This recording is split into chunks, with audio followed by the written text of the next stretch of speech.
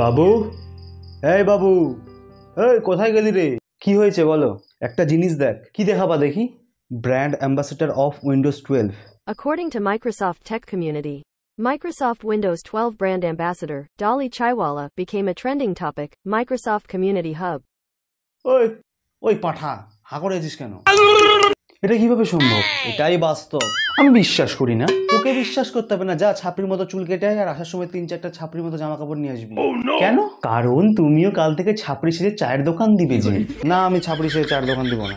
না, তোকে দিতে হবে। আজকে বিকেলে গিয়ে আমি দোকান থেকে চায়ের পাতা, চায়ের কাপ, দুধ কিনে নিয়ে আসবো। না, আমি দিব না। না, তোকে দিতে হবে বলেছি মানে তোকে দিতেই হবে। কথা এখানেই শেষ। যা তুই চুল কেটে আয়, যা। The next day. Hello Sharmaji, আজকে তো আমার ছেলে চায়ের দোকান দিচ্ছে, চা খেতে কিন্তু আসবেন অবশ্যই। হ্যাঁ, একটু ফোনটা রাখেন তো। কিরে বাবু, তোর আজকে চায়ের দোকান দেওয়ার কথা ছিল না? আমি যাইনি বাবা, আমি ছাপড়ি হয়ে চায়ের দোকান করতে পারবো না। এই শয়তান ইউটিউবার রোস্টার দেখে তো এত ভয় কিসের? আমি আছি তো। আমি চা বানাতে পারি না বাবা, আর বানাতেও খুব খারাপ বানাবো।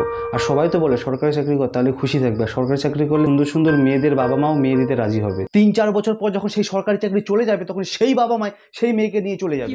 তারপর যখন তুই রাস্তায় বেরোবি, তখন দেখতে পাবি 3-4 বছর আগে যারা ফুটপাতের দোকান দিয়েছে, তারা এলন মাস্ক, মার্ক জুকারবার্গের সাথে কলাপ করছে। তখন তুই নিজেকে অপরাধী বলে মনে করবি, মনে মনে ভাববি যে সেই দিন কেন আমি আমার বাবার কথা শুনিনি।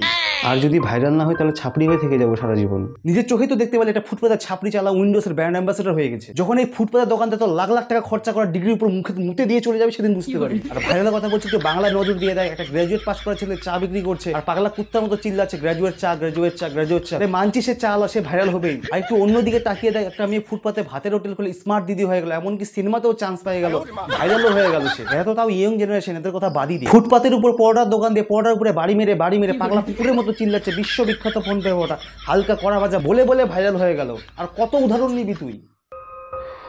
ঠিক আছে বাবা, আমি ছাপড়ি হয়ে চায়ের দোকান খুলছি, তুমি ব্লগারদেরকে ডাকো। সাব্বাস সাব্বাস আমার ছেলে, তুই পরিবারের মুখ উজ্জ্বল করবি। চল। ভিডিওটা শুধুমাত্র মজার জন্য বানানো হয়েছে, কেউ সিরিয়াসলি নেবেন না। আর ভিডিওটা যদি ভালো লেগে থাকে, অবশ্যই ভিডিওটাকে লাইক করুন, কমেন্ট করুন, আর চ্যানেলটাকে অবশ্যই সাবস্ক্রাইব করুন। লেখাপড়া শিখিলুম, চাকরি না পাইলুম, কোনঠায় কোনঠায় বেড়ে আগাবাতুরি খাইলুম, কোনঠায় কোনঠায় বেড়ে আগাবাতুরি খাইলুম, গোটা খানে কয়লা